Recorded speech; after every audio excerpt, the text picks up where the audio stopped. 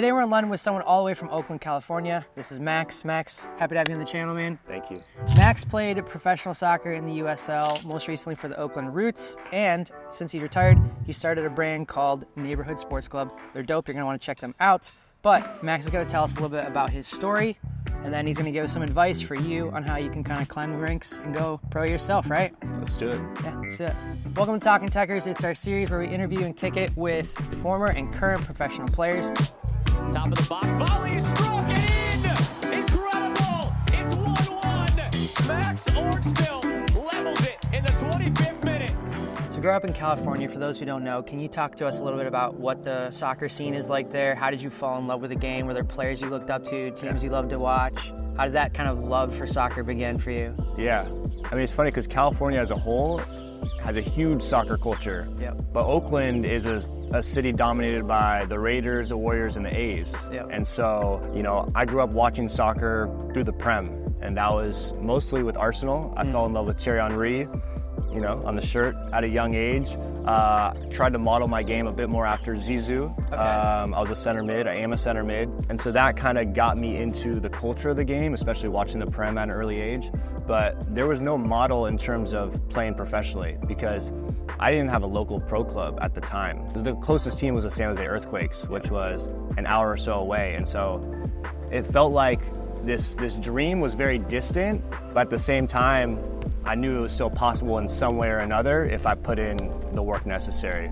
But it's cool because the Bay Area also, Oakland specifically, it's one of the most diverse cities in the world.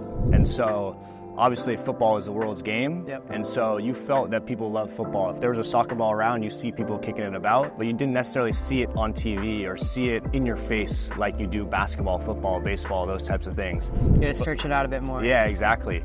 But that didn't change a thing. That honestly made me like it a bit more because it was kind of subculture, underground, and I was like, yeah, I'm the soccer kid. You know, I'm the footballer.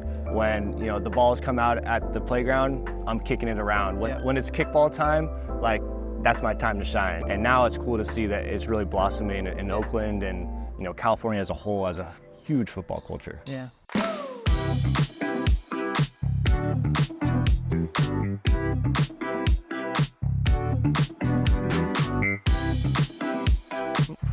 How'd you make a jump from, I guess, less competitive soccer and transition into a very competitive D1 environment? You know, I attribute a lot of that to just putting in the hours. Going into that freshman year, I knew that fitness was a big thing and technical ability was a big thing. And so I put in time doing fitness tests, doing technical drills, again, hitting the ball against the wall, just mastering the fundamentals. So when preseason came around, I made an impression. Yep. And I think I had also just a lot of self-belief, a lot of self-confidence, which came from the work that I put in. Of course. You know, if I just showed up having not done anything prior, I'd have been like, shoot, I don't know if I can do this. But I put in that work, I put in the hours, and so when it came time to do the fitness tests, to do the technical drills, I knew that I had done that over and over and over before, that it felt like second nature. Yep. And I think that was recognized by the coaches, by the staff, by my teammates. And so even as a freshman, I think I quickly gained the respect of the upperclassmen, the coaches. For me, the work really leads to confidence, leads to self-belief. Because again, it's not like you're doing it for the first time, but it's something that you could feel like you could do in your sleep. And so when the game comes around, you're thinking, this is my time to actually show all the times that I've been practicing.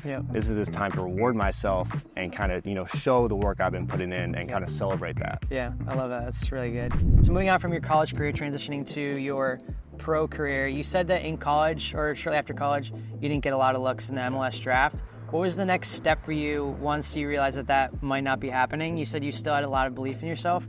What was that next step for you to make sure that you could go pro? Yeah, I mean, I was very hopeful that my name would be called in the draft, but it wasn't, and I wasn't gonna let that stop a dream. You know, I said earlier, I fell in love with the game at 5, and shortly after that, I dedicated everything to becoming a pro, and so it felt like it's crazy to give up on this so quickly. I actually went on trial during spring break of my senior year and was told flat out, not good enough, you know? So went back to the drawing board, put a lot of work that spring quarter, and then signed up for some local combines. Ended up driving down to Southern California, playing in the combine where a Timber scout saw me play. Nice. And he said, hey, we'd love for you to play for the under 23 team this summer. I had no other options at the time. I had family in Portland, so I went up north to Portland and actually lived in my sister's dining room for the summer. So I ended up playing as a practice player with the second team for 4 or 5 months. And at that point, just trying to get up to speed, understand what it takes to be a pro. But at the time, I was not signed, simply just trying to get experience and get on the radar, really. Yeah. That season ended, and they said, we're not going to sign you right now. Have a proper off season, come back in preseason, and we'll see what you got. So I went home that off season, worked my butt off, and came back for preseason, similar to how I came into preseason in college, where I came to make an impression and signed a contract with Timber's second team at 23, you know, which was, for most people, that's quite late to sign your first contract. Yeah. And we were joking, actually, I was the oldest player on the team as a rookie, which was quite an experience too. Yeah, you're looking at them probably like, wait, I'm the vet, you're the vet. Yeah, it was bizarre. It was bizarre. So making that jump from college to the Timbers 2 team, the USL, correct? Yeah. What was that jump like for you? It was a big jump. It was a bigger than expected jump, to be honest, and a bit of a reality check too. As a kid, I was one of the better players on all the teams, but playing as a pro, it's the best player on every team and all competing for the same spots. And so everyone was technical, everyone was fast, everyone was strong. But it was, what's going to separate you is typically the mental side of things. Those were the things that you saw differentiated those players who were really technical, really talented as a kid versus players who were able to be a pro, and not just a pro for 1 year, but 2, 4, 6 years. You mentioned that you think that going in and having like another solid off season, similar to what you did coming into your freshman year of college, was kind of the secret to you getting that contract. Yeah. What was that differentiator that helped you make that jump, do you think? Part of it was just surrounding myself with other players looking to make that jump too. And so it was a constant testing ground of proving yourself really day in and day out. And literally 2 of my best friends at the time were both aspiring to play professionally as well. And so when we're in the gym, we're competing of, hey, who's going to put up a little bit more weight? We're doing suicides. Who's going to get to the line first? And I think that little competitive edge of having people pushing you, but also pushing yourself, I think really made a difference in ramping up that training and making it that much more realistic for when you get into those hyper-competitive environments, that it wasn't a shock. It was like, I've been doing this for months with my best friends. Now I'm doing this with strangers where I could really, you know, compete with, and just making time, you know, making it my job because I wanted it to be my job. Right, yeah. This would have been your playground, huh? How cool is this? Walls everywhere. I would probably have a sleeping bag somewhere in here, and I would spend all day here. And yeah, there would be some legendary matches on this pitch. That up. Yeah.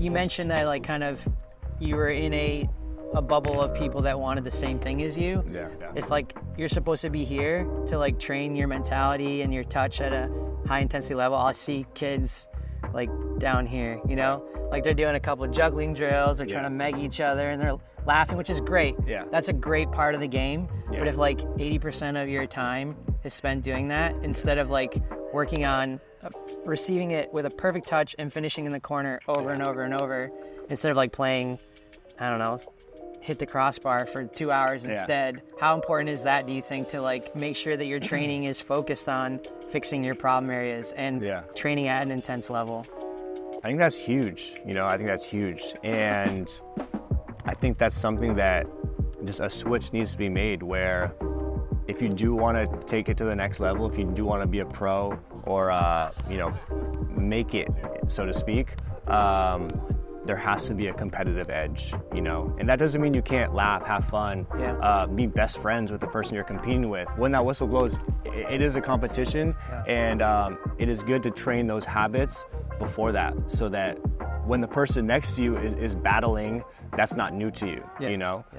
So I actually think it's more than helpful to have that mentality in training, because come game time, it's that much more realistic. Yeah, makes so much sense. Yeah. So you made Timbers 2 team, you got your contract, 23 years old, kind of living the dream, right? Yeah. You're finally a pro. What was your experience like in USL as a whole once you finally kind of made that jump and started learning what it took to compete there? It kind of went quickly from I'm just happy to be here, happy to be a pro, to I don't want to just be a pro, I want to be an impact player. Yeah. And then once I was, a starter, then it's like, I don't want to just be a starter, I want to, be a leader on the team. So it was this constant evolution of working towards a new role, getting there, being excited in that, and then raising the bar again. And so over those 4 years, I went from being a practice player, happy to sign a contract, to someone happy to get my first minutes as a pro, to happy to be a starter, to at the end of my 4th year, wearing the captain's band, for times. And so I think that was really, another reason for being successful is once you reach a goal, any win, it's important to celebrate, but then what's next? How are you going to raise the bar to move on from that next goal and not be satisfied with that? Yeah, wow, that's huge. Well, congrats on the captain's armband. That was awesome. That's a lot of work. It didn't last long. But I got a red right? card in one of those games. Oh, no. Too excited. Yeah, too enthusiastic. Yeah.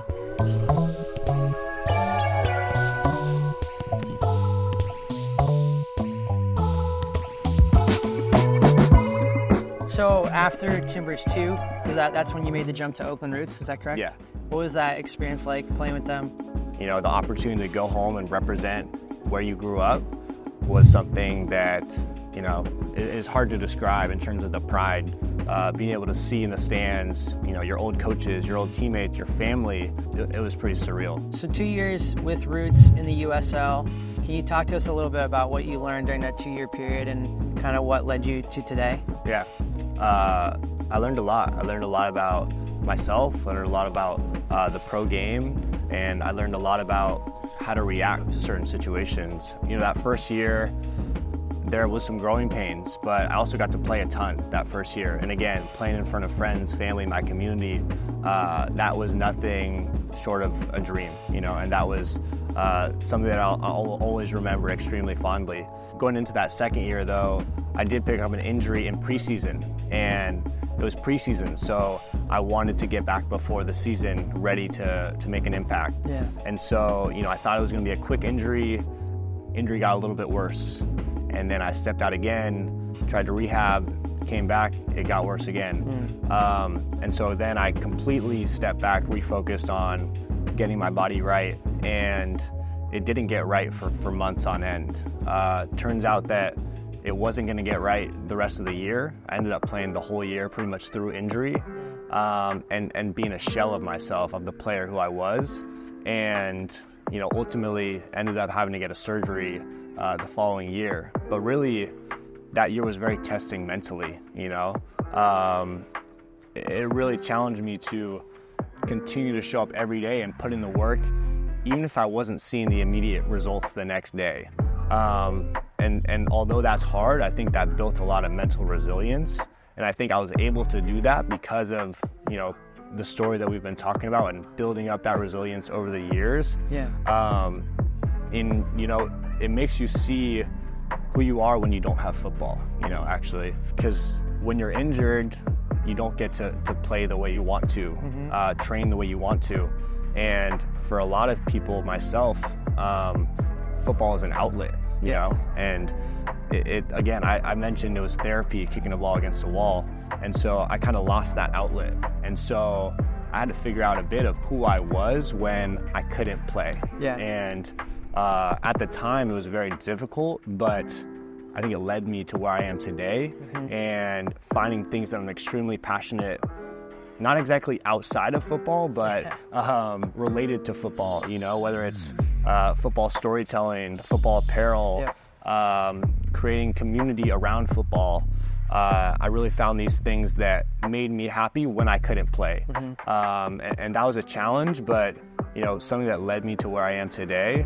And in the end, something I'm really grateful for in the long run. Can you talk to us a little bit about that kind of process that you went through where your identity was probably based entirely on being a footballer. Yeah. And just kind of like that mental resilience, that process that you had to go through. We've had a lot of people on the channel that have talked about climbing the ranks to go pro is a lonely thing. It's a difficult thing. At times it's not glamorous. And I think people that are watching, like you look at, you know, Kevin De Bruyne, you look at Ronaldo, you look at those players of the world and you're like, wow, like that's the dream. Like they're having a great time. Like that's the pinnacle, the ultimate. And like even Kevin De Bruyne, for example, going back to him, he just spent the last 7-8 months rehabbing. Yeah. Like that's hard to do. Can you talk to us a little bit more about that mental side, the parts of the game where it's dark and how you kind of got through that or how you're continuing to work through it? Yeah, I mean, it's a challenge. You know, there's no two ways around it. And I think even if you speak to the best players in the world, if you ask Kevin De Bruyne how it was recovering from that, I'm sure he'll say it was difficult. Yeah. Because you have to be at the gym or at the training ground before training starts. Yeah. And you're gonna stay after it ends because you're on a completely different schedule. Yeah. So when you do have those setbacks, whether it's an injury or things out of your control, there is a huge mental resiliency aspect to it where there may not be a direct light at the end of the tunnel at that time, but there is a belief that things will get better eventually. Mm-hmm. And so kind of going back to that, you know, self-belief aspect of things, although my career ended, you know, in some ways as a result of an injury and injuries, you know, now I'm coming back to the game with a whole new perspective of appreciation because I was able to remember and see the good in it and remind myself of that kid and why he fell in love with the game in the first place. And I think that is a big thing to get you through those moments is remembering, you know, why am I doing this in the first place? Yeah. And a lot of it comes back to, you know, joy and a dream as a kid. And I hope that players pursuing that, when things get hard, when, you know, you have one more suicide or you have one more rep or it's 89th minute and you're up 1-0 or down 1-0, you remember, why did I start doing this in the first place, you know? Yeah. And hopefully that'll give you that extra push and keep you in it. And even when it's time to call it quits, I think I see some people completely walk away from it. They're just like, they've had it. So it's cool when people realize there's things outside of just like competing at the highest level. Yeah. And you've kind of found that as like, oh, these are the other things that I love about the game and how can I support that? Yeah. So that's really cool as well. Thank you. If you could tell someone who's watching this that kind of wants to follow a similar path or even go beyond, what's something that you would tell them they should be doing, working on, just a bit of advice for the people that are watching?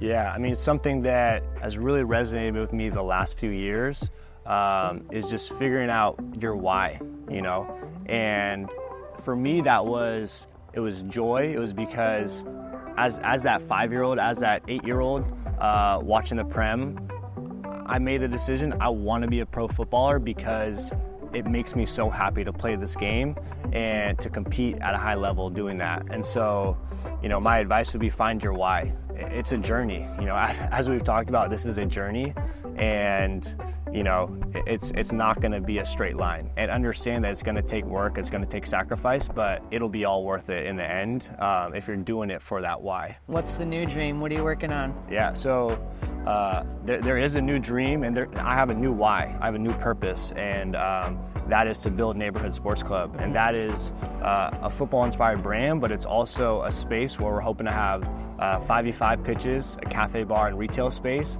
to be a hub for football. Whether you want to come and play, you want to come and watch games on TV, grab a coffee, come and shop, you know, grab some football apparel. It's a place that I wished I had when I was a kid. I wish I had it today. Yeah. And I know that this next generation needs. Yeah. You know, and so that is my why now. And in the last 2 years of pursuing this why, there has been similar challenges, similar adversity, but I'm still going. Yeah. And, you know, I know that we're going to make this happen because I feel so strongly about the why I'm doing it, the purpose, the impact. And so, you know, as much as you might think that, you know, sport and life can be very different, they are very much paralleled. And I'm using the same exact lessons I learned, mentality, all these things, work, sacrifice, all those things, why I'm doing what I'm doing in order to have success. You mentioned earlier that you said putting in the work is going to be worth it in the end if it's Yeah. your why. I say like put in the work and you won't regret it. Yeah. And I don't mean you won't regret it because like you'll achieve whatever you set out to do,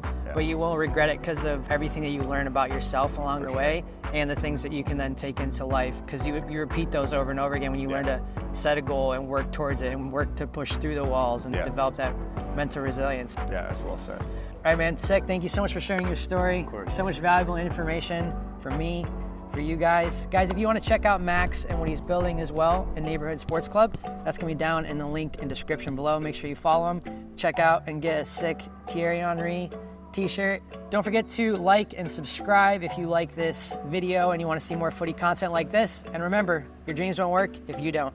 See ya.